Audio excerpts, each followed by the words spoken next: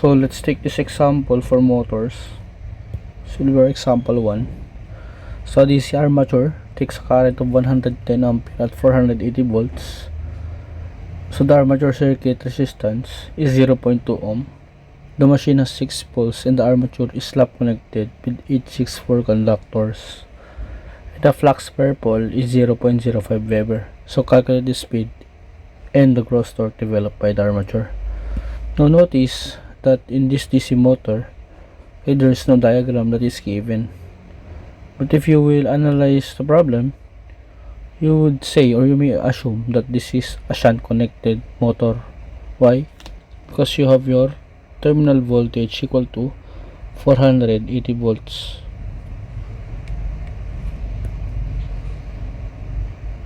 Or this is your V in, or your full load voltage. And then of course, shunt field, RSH. Of course, you have your I in. And then from here we have our RA.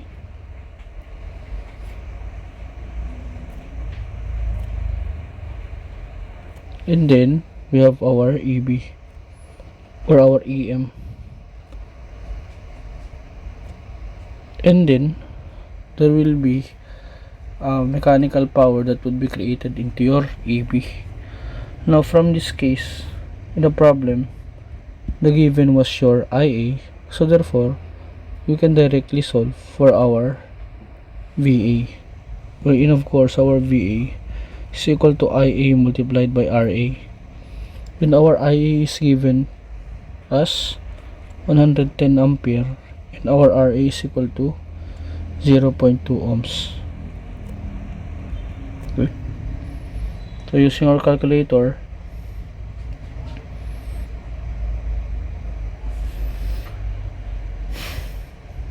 we'll have a value equal to, so IARA, which is 110 multiplied by RA, which is equal to 0.2 ohm. So you'll have 110 multiplied by 0.2. This will be 22 volts, which is the voltage drop into your RA. Notice our positive, it is because where it is, we would follow the current, or the direction of the current that would enter to our RA. So this will be your positive, negative, VA. And then from this we can solve for our EB. So solving for EB, so using the concept of parallel elements, you would notice that we have our positive, negative VSH, which is equal to 480. Or you can just bypass your VSH, create a super loop outside that VSH.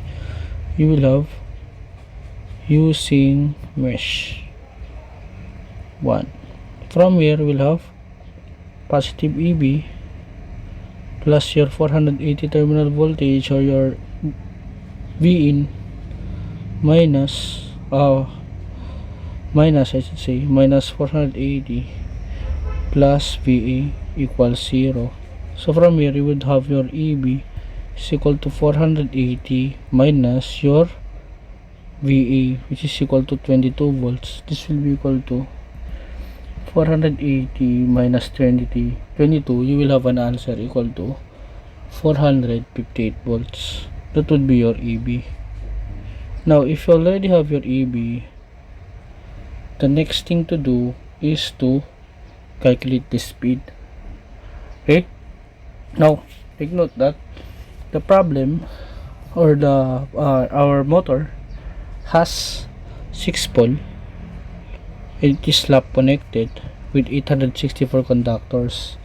So the flux per pole is 0.05 Weber. Calculate the speed. Now if you would calculate the speed, so calculating for the speed, calculating for speed. So from here you would use our formula, EG or EB of course is equal to our P son over 60A, wherein our EB is equal to 458, our back EMF. Notice that if our machine is acting as a motor, is lower than the terminal voltage or the input voltage. Okay, because the motor itself will be the load.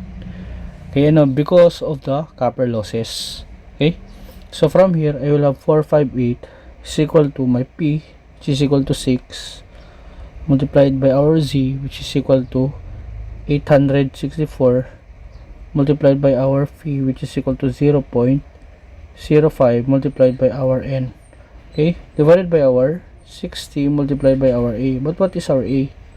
Our A is simply the current path, right? This is lap connected, so therefore our A is equal to MP. So M is equal to 1 multiplied by P, which is equal to 6. So from here, I can solve for my N. So N is equal to 458 multiplied by 60 divided by 864 multiplied by 0.05. So this will be equal to 636.11 RPM. Now, knowing that this is your N, the next thing to do is to solve for our gross torque. Take note that the gross torque is the torque produced by this EB when it is rotating. Okay, so from here you will have your PA is equal to 2 pi TA multiplied by N. So this will be calculating for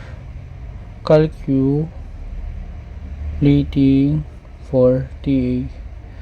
So from here my PA of course will be equal to EB multiplied by our IA.